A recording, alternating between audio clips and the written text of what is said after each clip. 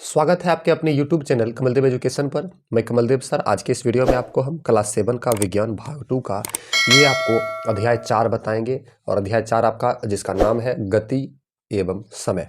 ठीक है, पूरा आपको कोचिंग क्लास की तरह पढ़ाया जाएगा। जैसे आप पढ़ते हैं क्लास में वैसे आपको पढ़ाया जाएगा और उसके बाद जो है आपका ये जो है आपका प्रश्न उत्तर भी आपका ऐसे करके इसका देखिए टाइपिंग करके पूरा प्रश्न उत्तर बनाया गया है, तो प्रश्न उत्तर भी आपका बताया जाएगा। तो आप वीडियो को लास्ट तक देखिए, लाइक करके आप सब्सक्राइब कर लीजिए। चलिए शुरू करते हैं। देखिए गति क्या होता है।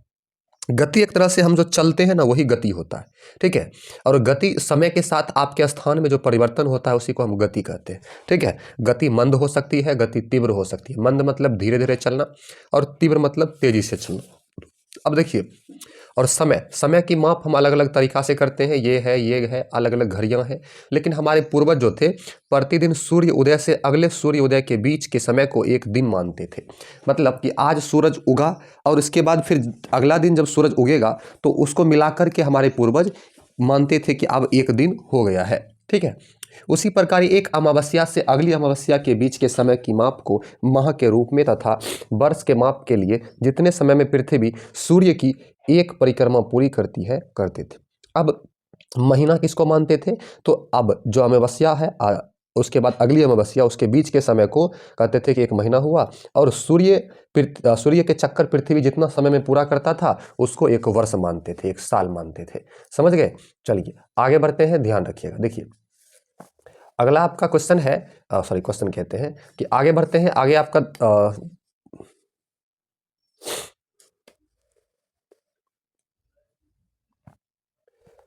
ध्यान दीजिएगा। बोल रहा है घड़ी में 3 सुइयां होती है ना, 1 2 3। घड़ी में 3 सुइयां होती है। एक सुई मोटी तथा छोटी होती है। ठीक है, जो घंटा बताती है, जो मोटी है और छोटी भी है वो घंटा बताती है। दूसरी थोड़ी लंबी पतली होती है जो मिनट बताती है। थोड़ी सी लंबी है और पतली है, ये मिनट बताती है। और तीसरी जो सबसे लंबी एवं पतली सुई होती है जो तेजी से चलती नजर आती है, जो हमेशा चलती रहती है, यह सुई सेकंड बताती है। जो पतली सुई जो हमेशा चलते रहता है ना टिक टिक करके, वो सेकंड बताती है। समझिए, तो घड़ियों की कार्यविधि काफी जटिल होती है, परंतु घड़ियों में आवर्ती गति के उपयोग से ही समय का मापन होता है। घड़ियों में कौन सी गति होती है, आवर्ती गति होती है। ध्यान रखिएगा, क्वेश्चन आपसे पूछा जा सकता है। आगे बढ़ते हैं। आवर्ती गति का एक चिर परिचित उदाहरण है सरल लोलक। सरल लोलक यहाँ पर आप देख सकते हैं कि बांध दिया गया और इसको छोड़ दिया गया तो एक इधर आएगा इधर आएगा, अपने स्थान से आगे पीछे की गति, यही हुआ आपका आवर्त गति। ठीक है, आगे बढ़ते हैं, आप लोग ध्यान दे रखिएगा। आगे बोला जा रहा है समय का मूल मात्रक सेकेंड होता है। समय का मूल मात्रक क्या होता है, सेकेंड होता है, और इसका प्रतीक एस होता है। SEC, सेक नहीं होता है, एस होता है। समय के बड़े मात्रक मिनट तथा घंटे हैं। समय के बड़े मात्रक क्या होता है, मिनट तथा घंटे होते हैं। ध्यान रखिएगा। आगे हम जानते हैं, देखिए किसी वस्तु द्वारा इकाई समय में तय की गई दूरी को उस वस्तु की औसत चाल कहते हैं। किसी वस्तु द्वारा इकाई समय में तय की गई दूरी को उस वस्तु का औसत चाल कहते हैं, और औसत चाल बराबर तय की गई कुल दूरी और तय करने में लगा कुल समय, ये सूत्र होता है। ठीक है, यदि दूरी को किलोमीटर में और समय को घंटों में मापा जा रहा है तो चाल का मात्रक होगा किलोमीटर प्रति घंटा। चाल का ऐसा मात्रक किलोमीटर प्रति घंटा।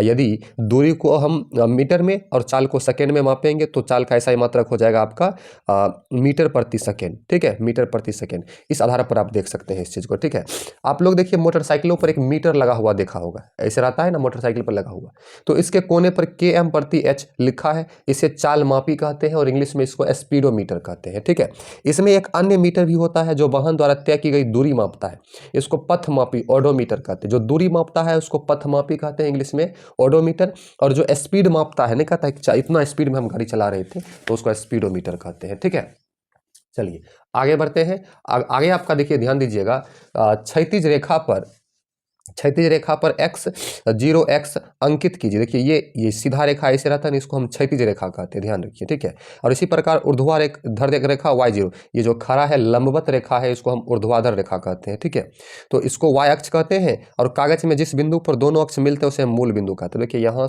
से दोनों अक्ष यहाँ मिल रहा है तो यहाँ मूल बिंदु कहते हैं, और मूल बिंदु का निर्देशांक 0 0 होता है।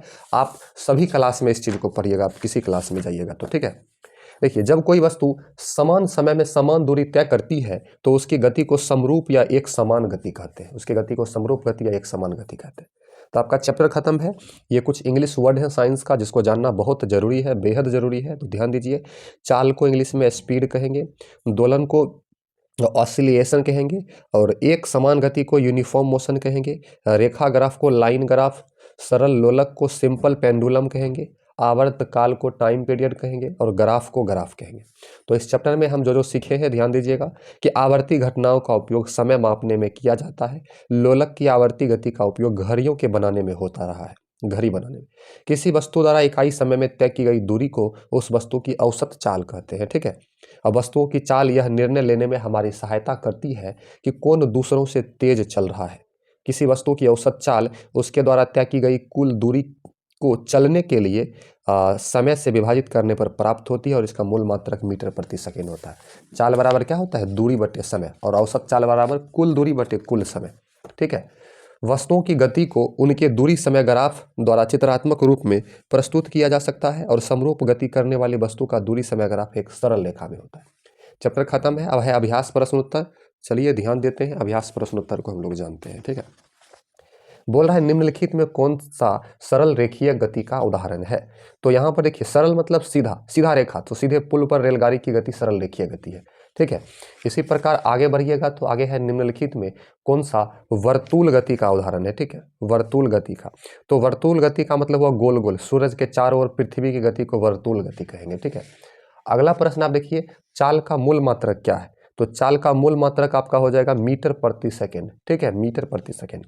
अगला है कोई बस 60 किलोमीटर प्रति घंटा के चाल से 45 मिनट चलती है, तो बस द्वारा तय की गई दूरी क्या होगा? तो 60 किलोमीटर प्रति घंटा की चाल से 45 मिनट चलती है, तो आपको पता है इसका आंसर हो जाएगा 45 किलोमीटर। ज्ञात करना है तो दूरी बराबर सूत्र होगा चाल गुना समय।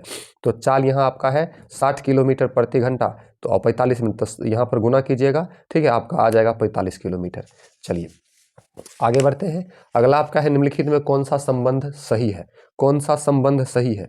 तो चाल बराबर समय बटे दूरी गलत है, औसत चाल बराबर 1 बटा दूरी गुना समय गलत है, औसत चाल बराबर समय बटे दूरी यहो गलत है, औसत चाल बराबर दूरी गुना समय यहो गलत है। तो इसमें से आपका कोई संबंध सही नहीं होगा, तो आपका ऑप्शन नंबर 6 होगा, इनमें से कोई नहीं, ठीक है। चाल बराबर दूरी बटे समय होता है, यहाँ है समय बटे दूरी, इसीलिए ये गलत है। आगे बढ़ते हैं। आपका 6 नंबर का प्रश्न है, किसी सरल लोलक द्वारा 30 दोलन पूरा करने में 45 सेकेंड लगता है, तो सरल लोलक का आवर्त काल बताइए। देखिए 30 दोलन पूरा करने में 45 सेकेंड लगता है, ठीक है। तो 30 दोलन पूरा करने में 45 सेकेंड लगता है, तो एक दोलन पूरा करने में तो 45 में 30 से भाग देंगे, तो 45 में 30 से भाग देंगे तो 15 तिया 45, अब 15 दूना 30, 3/2 सेकेंड आता है। 3 में 2 से भाग देंगे 1.5 सेकेंड, मतलब 45 में 30 से भाग देंगे 1.5 सेकेंड लगेगा, तो आवर्तकाल क्या हो जाएगा? 1.5 सेकेंड हो जाएगा। अगला है रवि के घर से विद्यालय की दूरी 6 किलोमीटर है। रवि साइकिल द्वारा विद्यालय 30 मिनट में पहुंचता है, तो रवि के साइकिल की चाल किलोमीटर प्रति घंटा में बताइए। देखिए रवि की दूरी, घर की दूरी 6 किलोमीटर है और वह 30 मिनट अर्थात आधा घंटा में विद्यालय पहुंचता है, तो रवि की साइकिल की गति किलोमीटर प्रति घंटा में निकालने के लिए हम उसके गति को दूरी से विभाजित करेंगे। मतलब चाल बराबर होता है ना दूरी बटे समय, तो चाल बराबर दूरी है 6 किलोमीटर, समय लिया आधा घंटा, तो 6/0.5 यहाँ पर आपका आ जाएगा 12 किलोमीटर प्रति घंटा, 12 में कट जाएगा, ठीक है। अगला है निम्नलिखित स्थितियों में गति के दूरी समय ग्राफ की आकृति दर्शाइए।